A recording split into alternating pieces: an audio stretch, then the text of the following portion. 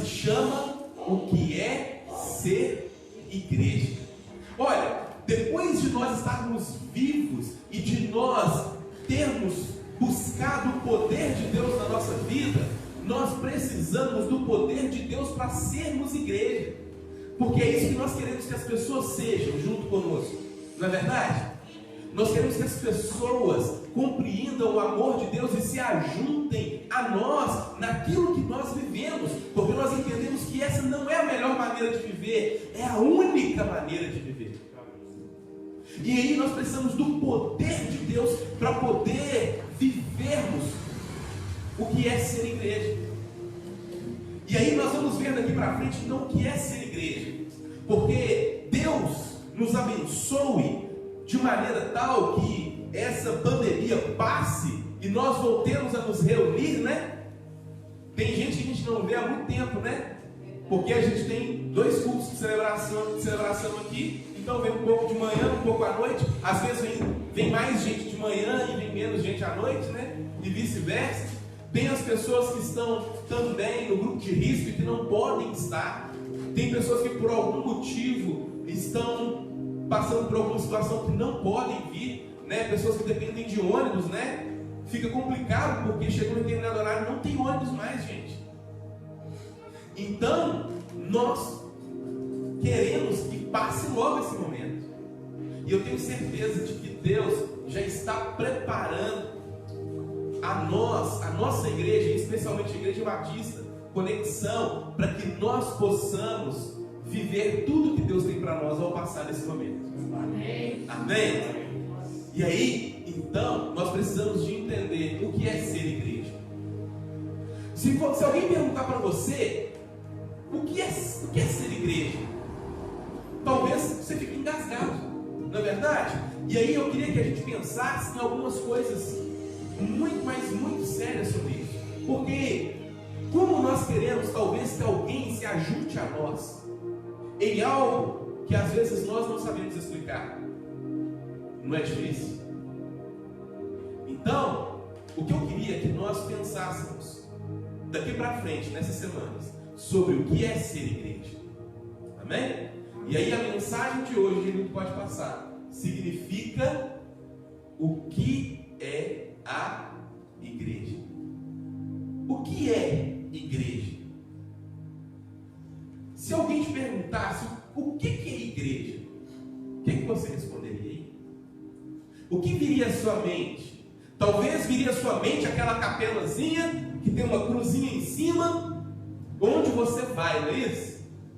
Muita gente pensa isso. Muita gente pensa que igreja são várias coisas. E eu queria que a gente entendesse um pouquinho só, sobre o que é ser igreja, o que é essa palavra igreja. E eu quero dizer para vocês, antes disso, eu queria citar algumas coisas aqui que nós podemos perceber que não é igreja. Então, pode passar, Genilton. Para a gente entender o que é igreja, vamos entender primeiro o que não é igreja. E aí, a primeira coisa, pode colocar primeiro, Genilton. Vamos lá, todo mundo junto comigo, hein? Repita aí. Igreja não é? Rodoviária. Rodoviária, eu achei o máximo isso. Rodoviária é o quê? É o lugar onde embarcam e desembarcam pessoas, não é verdade? A igreja não é esse lugar de transição, não é lugar de ficar entrando e saindo, não. Igreja é um lugar de permanecer, de criar raízes. Posso ouvir um amém? Amém. Amém. Então, igreja não é rodoviária. Genilton, igreja não é? Elevador. Elevador. Gente, eu achei o máximo também. Igreja não é elevador. Você já viu o elevador como é que é? Você entra e aí, às vezes o elevador está cheio, né? E aí você está ali junto das pessoas, olhando uma para a outra, e todo mundo assim, né? Engolido, para não encostar um no outro, né? E aí de repente você tem um tipo nervoso, né? Aí você esbarra em alguém, aí você pode, desculpa, né? Igreja não é elevador. Não é aquele momento em que você está ali junto com as pessoas, sem intimidade, sem conhecer. conhecê-las e por pouquíssimo tempo. E a próxima, Genilton? Vamos lá? O que não é igreja? Igreja não é? Clube. Clube. Vocês já viram? Clube. O clube tem uma roupa específica para a gente ir ao clube, não tem? O clube a gente vai com uma intenção específica, não é? E por mais que nós sintamos bem, a gente sinta alegria, a gente se sinta feliz e satisfeito na igreja, a igreja não é simplesmente um lugar para a gente ir se divertir. A igreja não é esse local para que a gente vá, se divirta e vá embora. Aquele lugar em que a gente quer apenas o entretenimento, a gente quer ser bem atendido. A igreja não foi feita para nós sermos bem atendidos. Você sabia disso? A gente é muito bem atendido na igreja. Pelo menos deveria ser, né? Mas esse não é o principal foco da igreja. A próxima, Genilton. Igreja não é? Quatro paredes. Quatro paredes. E é o que eu falei. A igreja não são essas quatro paredes aqui, gente. Isso aqui não nos define e nem pode nos limitar. Você sabia disso? A igreja de Cristo Jesus, ela não pode ser limitada a quatro paredes. E aí, muitas pessoas falam: eu vou à igreja. Esse termo está errado. Esse termo não está certo. Biblicamente não está certo. Nós ouvimos também as pessoas dizerem que a minha igreja é aquela, se dizendo a denominação, se dizendo a um determinado grupo. Igreja também não é isso. Aí a gente fica com um nó, né? O que é igreja? Igreja, gente, também, eu não coloquei aí, mas igreja também não é uma organização como uma ONG, né? Sem fins lucrativos, né? A igreja, ela não visa o dinheiro, obviamente, nós não visamos o dinheiro. Também, pelo menos, não deveria ser assim. Mas o que eu digo da igreja não ser uma organização, porque uma organização você contrata, você demite, uma pessoa é bem-vinda, outra não é bem-vinda, existem preferências e seleções, as coisas são frias, calculadas, a visão é para o lucro. A igreja não é isso. Sabe? O que é igreja então? O que é ser igreja? O que é essa palavra? Eu queria dizer para você que igreja é uma palavra que vem do grego e, consequentemente, nós não temos no Antigo Testamento nenhuma menção da palavra igreja. Não existe essa palavra igreja no Antigo Testamento. Você sabia disso? Não existe. Então, olha só, a igreja significa uma palavra do grego que é traduzida por eclésia. O que significa essa palavra eclésia, né? Essa palavra esquisita aí? Essa palavra esquisita chamada eclésia significa reunião, ajuntamento de pessoas.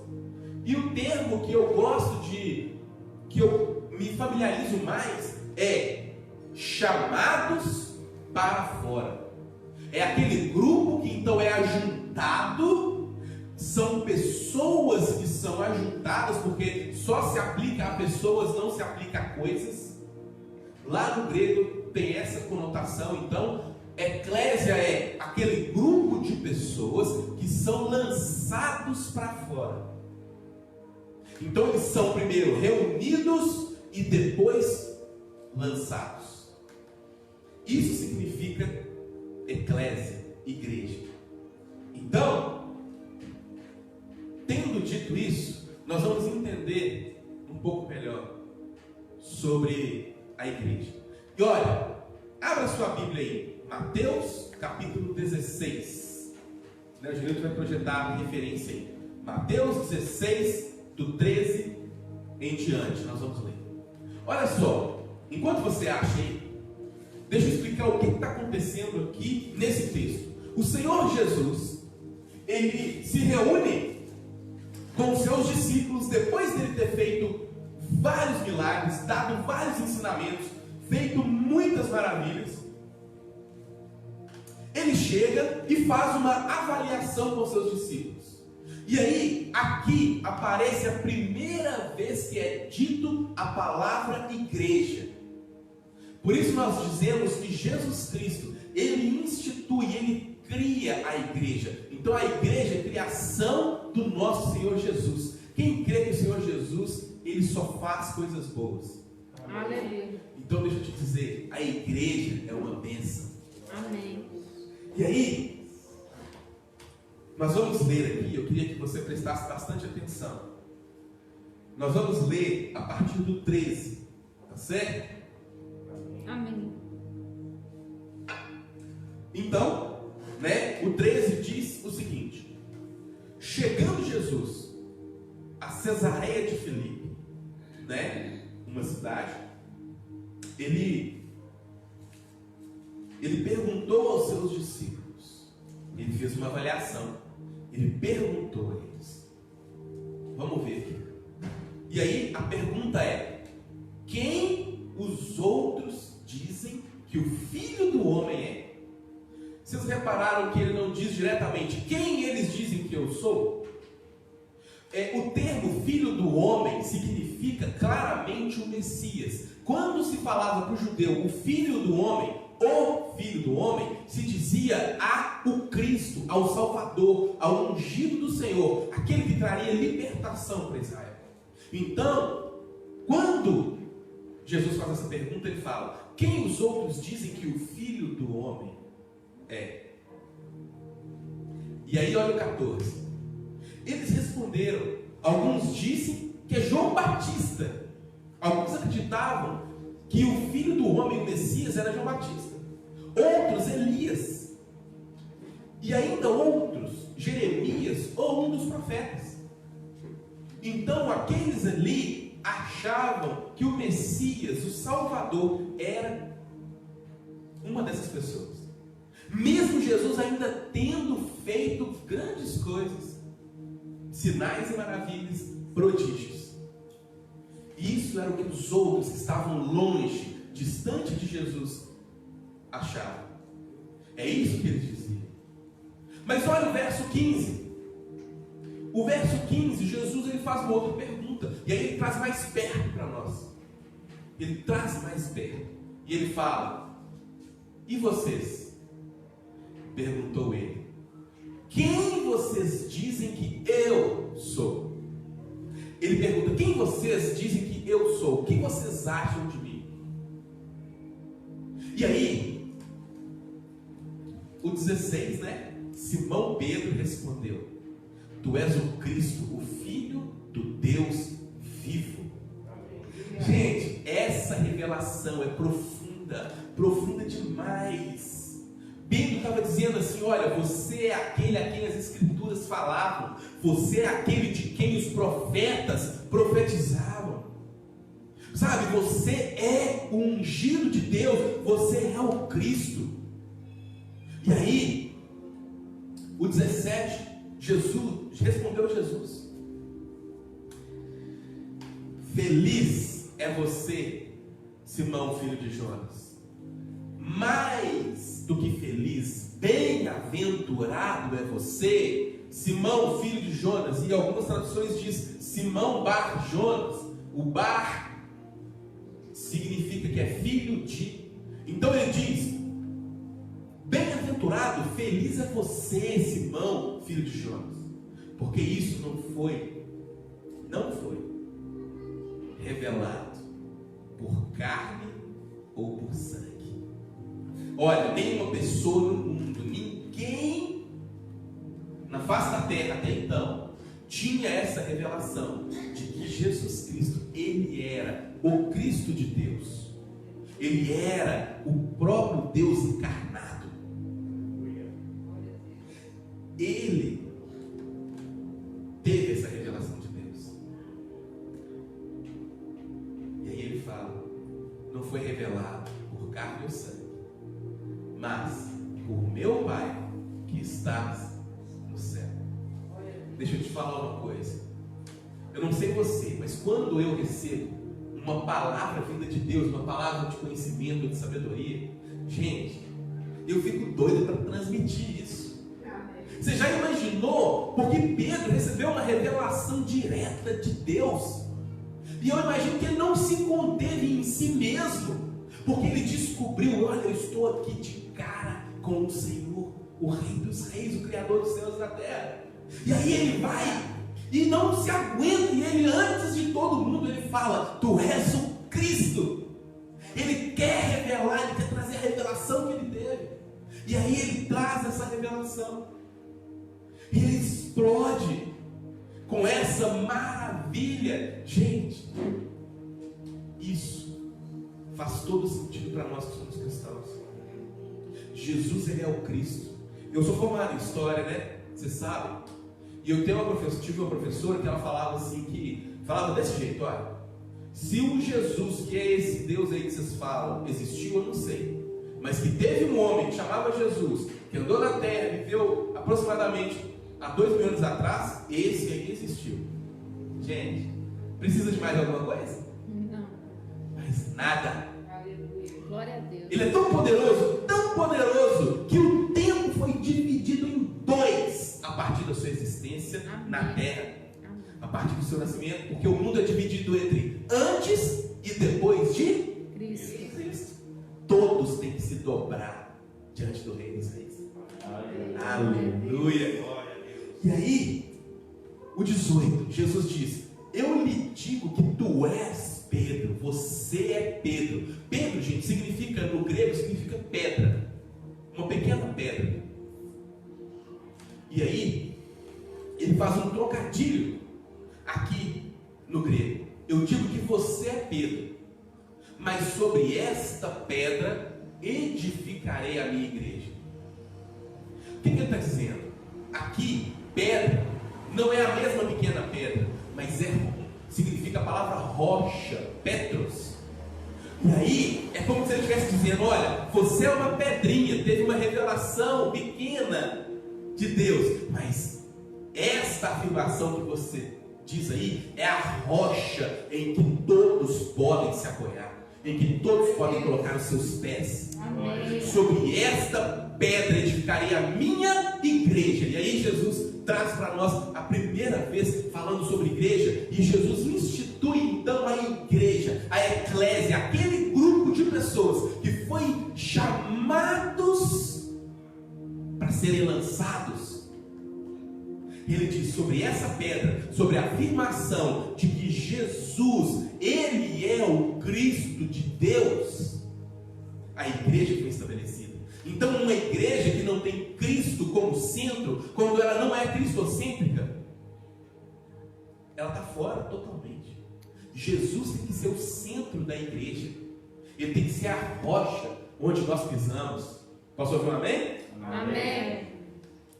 E aí ele conclui: as portas do Hades não poderão vencê-la. Aleluia. Algumas traduções dizem: não prevalecerão contra ela. Deixa eu te falar uma coisa: porta foi feita para quê? Para proteger, não é verdade?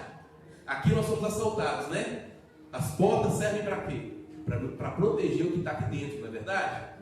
Uma coisa que a igreja precisa entender e assumir isso no seu coração, é que o texto está dizendo que as portas do inferno são as portas lá do inferno que não vão prevalecer contra a igreja, porque a igreja vai sair, são os chamados para fora. E nós, muitas vezes como igreja, entendemos que nós precisamos estar presos dentro de 4 paredes, acolhidos, amedrontados, envergonhados. Não, nós somos a igreja de Cristo, e Ele diz que as portas do inferno não prevalecerão, e se elas não prevalecerão, elas não resistirão. Isso significa que nós estaremos lá fora, saqueando o inferno, deixando o diabo totalmente transtornado, porque nós vamos lá resgatar as vidas que estão indo para o inferno.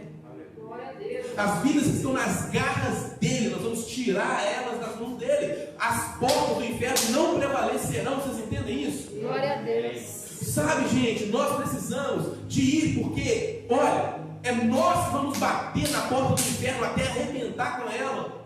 Não é o diabo que vai vir bater na nossa porta, não, porque ele já está aqui, ó, debaixo da sola dos nossos pés. Amém. Glória a Deus. Você crê nisso? Aleluia.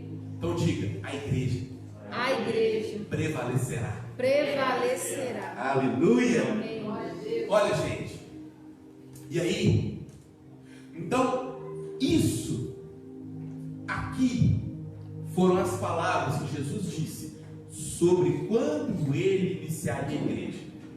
E aí, eu quero que a gente entenda algumas coisas. E a igreja, ela tem algumas analogias muito interessantes, algumas comparações. E nessas analogias do que é igreja, nós podemos ver que a igreja é tido como a noiva. A Bíblia diz que a igreja é como a noiva de Cristo, né? A igreja, então, tem esse exemplo, mas eu queria dar 3 exemplos aqui. 3 exemplos. E meu computador acabou a bateria. Eu queria dar 3 exemplos aqui. 3 exemplos sobre o que é igreja, o que é a igreja. Mas esses 3 exemplos eu queria que você não ficasse simplesmente presos a ele. Eu queria que você entendesse sobre o que isso representa. Amém? Amém. Então, eu quero pedir para você abrir a sua Bíblia em Efésios, né? A gente vai projetar aí, Efésios capítulo 2. Nós vamos ler do 13 também em diante. E aí eu vou contar com a ajuda de vocês aí. E eu vou pedir a Simone para poder ir lendo para mim e a gente refletir, porque nesse texto está a resposta sobre o que é a igreja.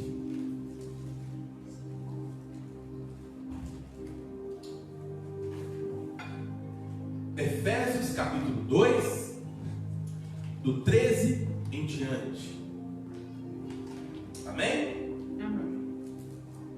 Então, eu vou pedir a Simone para ir lendo e eu vou interrompendo ela à medida do que nós formos conversando, para que aí, no meio da leitura a gente entenda o que é igreja. E aí, eu queria dizer para vocês o seguinte: em primeiro lugar, quem escreveu a carta aos Efésios foi o apóstolo Paulo. O apóstolo Paulo, ele era um judeu. E isso faz toda a diferença para entendermos o texto, ok? Então, ele é um judeu que está escrevendo para quem não é judeu. Quem não é judeu é chamado gentio. E os efésios eram um povo que não era judeu, eram gentios. Então, Paulo está escrevendo para eles. E isso faz toda a diferença para a gente entender o texto. Então, vamos lá? Vamos começar? Efésios 2, de 13 a 22. Agora, porém, vocês pertencem a Cristo Jesus. Olha, esse texto vai dizer o seguinte, para a gente entender melhor. Paulo está dizendo sobre a diferença entre judeus e gregos. Paulo está dizendo para nós aqui, e para eles lá, né, que Deus ele tem um plano. E esse plano, ele está colocando ele em prática.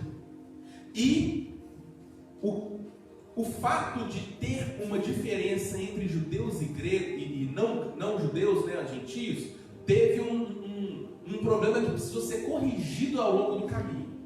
Porque os judeus entendiam que a revelação de Deus, quem era Deus? Deus veio somente para eles.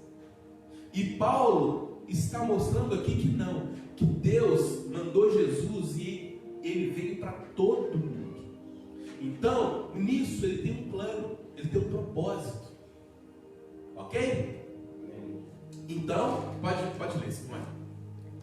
Agora, Agora, porém, vocês pertencem a Cristo Jesus e, ainda que antigamente estivessem muito longe de Deus, agora foram trazidos para muito perto dele, por causa daquilo que Jesus Cristo fez por vocês com o seu sangue.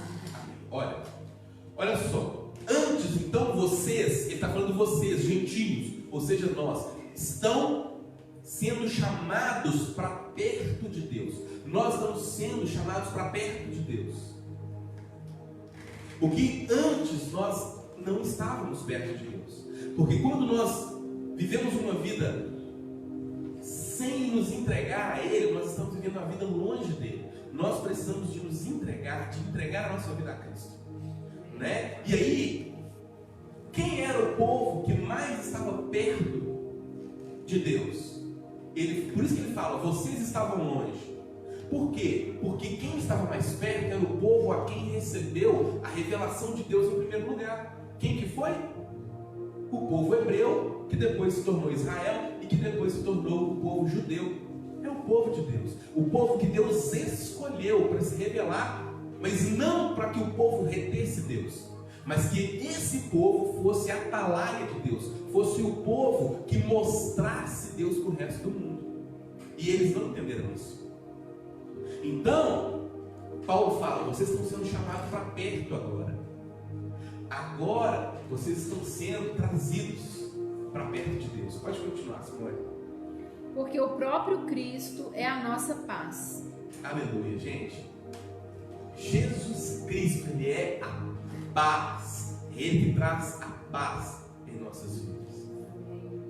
Ele fez a paz entre nós, os judeus, e vocês, os gentios. Exatamente, olha, tá vendo como ele fala? Entre nós, os judeus, e vocês, os gentios. Por quê? Porque chegou um ponto em que os judeus nem se misturavam com quem não era judeu. Ele trouxe a paz, por isso que ele fala que Jesus é a nossa paz, porque em Jesus não existe preso, não existe livre, não existe homem, não existe mulher, todos são iguais, Ele nos olha de maneira igual. Não há barreiras, Ele é a nossa paz. Amém? Pode continuar.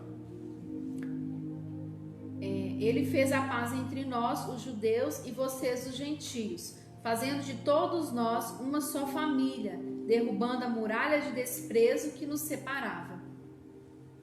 Você está com a... NVI não. Não? Não. Ai, eu precisava da NVI. Deixa eu pegar aqui. Nossa. Olha só.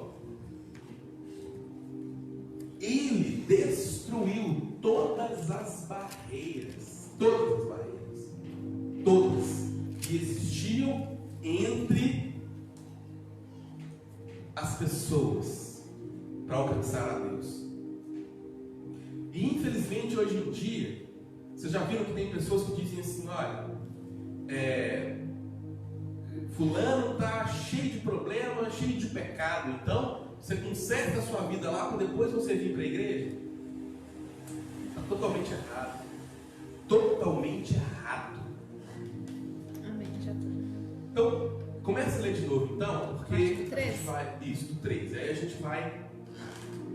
Mas agora em Cristo Jesus, vocês que antes estavam longe foram aproximados mediante o sangue de Cristo. Pois Ele é a nossa paz, o qual de ambos fez um e destruiu a barreira, o muro de inimizade, anulando em seu corpo a lei dos mandamentos expressa em ordenanças. O objetivo dele era criar em si mesmo, dos dois, um novo homem, fazendo a paz. Amém. Olha só. Aqui nós temos a primeira analogia. Porque Deus fez dos dois um só. Um só. E Ele fez o ajuntamento daquelas pessoas. Ele deu o nome de corpo. E é a primeira analogia que nós temos. A igreja é um corpo. E corpo diz de movimento, corpo diz de agir. A Bíblia diz que nós somos o corpo de Cristo. Lá em Coríntios, 1 Coríntios capítulo 12, Paulo vai dizer claramente sobre isso, que nós somos um corpo. E esse corpo, ele não é todo igual. existem cada um diferente do outro. É a diversidade em unidade. Onde a orelha é diferente do pé, que é diferente do braço, mas todos formam um só corpo. E aí daí vem o nome da nossa igreja, né? Igreja Batista Conexão, porque todos os membros precisam estar conectados. E nós precisamos estar conectados a Deus. Então, a primeira analogia é que nós, a igreja, somos um corpo. Então, já que nós não somos 4 paredes, nós somos um corpo. E um corpo diz de um organismo. Um organismo que precisa trabalhar junto, coerente, na mesma direção, com a mesma visão. Amém? Amém. Vocês estão entendendo o que eu estou querendo dizer? Amém. Nós, como igreja, precisamos então mostrar Jesus. Se nós somos o corpo de Cristo, as pessoas precisam ver Cristo na igreja. Vocês estão entendendo a responsabilidade nossa? Pode continuar, Simone. A gente vai descobrir então a segunda. Ele veio, anunciou a paz. 17, né? Não li 16, mas você citou, né? Pode ler. E reconciliar com Deus os dois em um corpo, por meio da cruz, pela qual ele destruiu a inimizade. Só um minuto. Então, olha, ele uniu todos em um só corpo, por meio da cruz. Por meio da cruz, por meio do sacrifício dele. Então todas as pessoas que vieram a Cristo, que se entregaram a Ele, que entenderam essa mensagem maravilhosa da cruz, de que Ele perdoou todos os nossos pecados aqui no madeiro, essas pessoas fazem parte do corpo de Cristo. Elas passaram então a fazer parte dessa estrutura, desse organismo. Pode continuar, Simone. Ele veio e anunciou paz a vocês que estavam longe e paz aos que estavam perto. Amém. Mais uma vez ele falando, né? A vocês que estão longe e aos que estão perto, né? Ele anunciou paz. Ele falou: olha, não existe diferença. Não existe diferença entre judeus e gentios. Não tem mais barreira. Ele anunciou a paz. Pode continuar. Pois, por meio dele, tanto nós como vocês temos acesso ao Pai, por um só Espírito. Amém. Então, pelo Espírito de Deus, nós temos acesso ao Pai, tanto judeu quanto gentio. Não interessa. Você tem acesso ao Pai. Amém. Amém? Portanto, vocês já não são estrangeiros nem forasteiros, mas concidadãos dos santos e membros da família de Deus. Amém. E a segunda analogia que nós temos é que a igreja é uma família. Olha, nós não somos estrangeiros, então, depois de ter entregue a vida a Cristo e Ele nos salva por meio da cruz, nós não somos estrangeiros, nós não somos personas não gratas, né? Nós não somos aquelas pessoas enxotadas, nós não somos estranhos, nós somos coparticipantes. Amém. Da família de Deus. E deixa eu te falar uma coisa: família significa o quê? Significa proteção, significa cuidado, significa ensino, significa relacionamento, significa discipulado. Isso é a igreja, uma família, onde cada um tem a sua responsabilidade. O pai tem a responsabilidade que é diferente da responsabilidade do filho, que é diferente da responsabilidade da mãe. Todos estão ali juntos. Família diz de afeto, de amor, de carinho. Sabe? A igreja é isso, ou pelo menos deveria ser. Sabe? Então a igreja é a família de Deus. A família que Deus escolheu para ter para si é a igreja. Você está entendendo isso? Amém. Isso é maravilhoso. Se você quer ter intimidade com Deus, vai para a família dele. Não é assim? Se você quiser conhecer uma pessoa, você tem que conviver com ela. Os antigos falavam assim, ó, quer conhecer uma pessoa, come 1 quilo de sal com ela, não é? Vai morar junto. Você quer conhecer a Deus? Vai para a família dele. Amém. Esteja na família dele. Pode continuar, senhor. Edificado sobre o fundamento dos apóstolos e dos profetas, tendo Jesus Cristo como pedra angular. Olha só, então, essa família, ela é edificada por Deus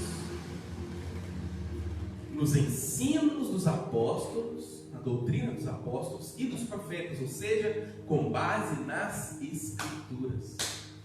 Uma igreja que não tem as Escrituras como base, ela é duvidosa.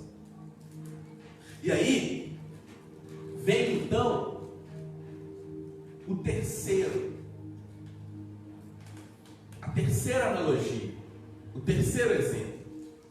A igreja é um santuário. Um santuário. Você sabia disso? A igreja é um santuário. A igreja, ela é a moradia de Deus. A igreja não são essas 4 paredes aqui, não. A igreja são as pessoas que se reúnem em torno da cruz. E olha só, ela é edificada por meio de Cristo. Pode continuar, Alex. No qual todo edifício é ajustado e cresce para tornar-se um santuário santo no Senhor. Aleluia! Então, a igreja ela tem Jesus como pedra angular ou pedra de esquina. O que significa isso? Vocês lembram que lá em Mateus nós lemos que Jesus falou sobre esta afirmação, né? Sobre esta pedra edificaria a minha igreja? A pedra que ele estava falando era ele mesmo. Porque Jesus é a pedra angular. E quando a gente vê na construção a pedra angular, é aquela pedra que define toda a construção, é aquela pedra que suporta toda a construção, é aquela pedra que direciona e é a pedra que é o modelo. É Jesus. Então, a igreja é o santuário de Deus em que Jesus é o exemplo, ele é a própria base para a nossa vida, do qual todo edifício bem ajustado se torna santuário de Deus. Amém, Senhor. Aleluia. Olha, nós então somos pedras desse santuário. Amém? Amém. Agora eu te pergunto, você vai fazer uma construção, você pega um tijolo, e o que é um tijolo? O tijolo é um tijolo. Não é verdade? Filosoficamente falando, tijolo é um tijolo. Mas quando você pega um tijolo e você pega massa, e você coloca um tijolo, coloca massa, coloca tijolo do lado, massa, tijolo do lado, massa, tijolo do lado. E depois você vem por cima, coloca massa, um tijolo por cima, massa, um tijolo por cima, massa, um tijolo por cima, e vai subindo isso aí. Qual que é o nome que a gente dá para isso? Parede. Vocês estão entendendo o que eu estou querendo dizer? Nós, sozinhos, somos apenas uma pedra. Mas quando nós olhamos para aquilo ali, ó, a gente não fala, nossa, que monte de tijolo bonito, né? A gente não fala isso. A gente fala, nossa, mas que parede bem feita. Não é verdade? Ninguém vai falar assim, eu vou lá quebrar o tijolo. Não, vai quebrar a parede. É a mesma coisa. Então, deixa eu te falar uma coisa. A igreja, ela é o santuário de Deus e nós somos as pedras desse edifício. Vocês estão entendendo isso? Amém. Juntos nós nos tornamos o santuário de Deus. Separados nós somos apenas uma pedra, mas juntos nós somos o santuário de Deus, a habitação de Deus. É onde Deus manifesta, onde Deus habita. Então, por isso que Jesus disse, quando 2 ou 3 se reunirem em meu nome, ali eu estarei. É porque ali o edifício, o santuário está pronto. Né? Sabe, gente, a igreja, ela precisa entender que ela é o santuário de Deus. quatro paredes. Deus não habita em templos feitos por mãos humanas. Aleluia, verdade. Ele habita nos corações. Amém. Então, quando nós nos unimos como igreja, você sabia que é liberada uma bênção poderosa? A bênção da presença do Senhor. Então, quando você falta, quando você falha por qualquer motivo, você está desprezando a presença de Deus, do nosso Senhor. Porque Deus, Ele se manifesta, a moradia dele é na igreja, no santuário. É quando a igreja está reunida. Então, essa ideia dos desigrejados está fora. Jesus não aprova. Porque não tem como ser igreja sozinho. Você está entendendo o que eu estou querendo dizer? Amém. Olha, se nós entendermos de verdade isso, estar aqui vai ter uma percepção totalmente diferente do que nós tínhamos até agora. Porque aqui é lugar da manifestação de Deus. Não porque esse lugar aqui é especial, mas porque o santuário de Deus está aqui. Amém. Glória a Deus por isso. E eu queria falar duas coisas aqui importantíssimas sobre essas três analogias. Que nós precisamos viver, você e eu precisamos viver o conceito dessas três analogias aqui na nossa igreja. Eu oro, eu peço a Deus, eu derramo lágrimas por isso. A primeira coisa que eu queria que a gente refletisse é que, tanto para um corpo, quanto para uma família, quanto para um santuário, tem uma coisa que é em comum em todos os três. Tem uma coisa que é totalmente igual. Sem isso não há nenhum dos três. Sabe o que significa? Unidade. Unidade. Para se ter um corpo precisa de unidade. E deixa eu te falar uma coisa, unidade é diferente de união. União é um monte de batata junto, apertado num saco. Elas são bem unidas, não é? Só que deixa eu te falar uma coisa, você sabia que a união repele? Eu também achei estranho isso. Mas olha só, a união repele, porque quando você aperta para ficar mais unido, e aí você rasga o saco, o que acontece com as batatas? Não é verdade? Então nós não precisamos viver em união. Nós precisamos de viver em unidade. E sabe o que é unidade? Unidade não é um monte de batata juntos. Unidade é um purê de batata. Você entendeu o que eu estou falando? Então, um purê de batata são todas as batatas juntas, misturadas, amassadas, onde todo mundo é todo mundo. Vocês estão entendendo o que eu estou querendo dizer? Amém. Olha, nós precisamos ser como um purê de batata. Nessa questão de unidade. Por isso, no nome da nossa igreja, conexão. Se não houver conexão, não vai haver corpo. Se não houver conexão, não vai haver família. Se não houver conexão, não vai haver santuário. Se não tiver essa unidade que é vinda pelo Espírito Santo de Deus, já era. Então nós precisamos de viver isso. E precisa de poder de Deus para a gente viver isso. Sempre a gente chama, o princípio que nós vivemos na nossa igreja, chamado de aliança. Se não houver aliança, não tem como. Mais uma vez, é por isso que o movimento dos desigrejados não é bíblico. E aí, a segunda coisa que eu queria te falar, a segunda coisa sobre essas analogias sobre o que é a igreja.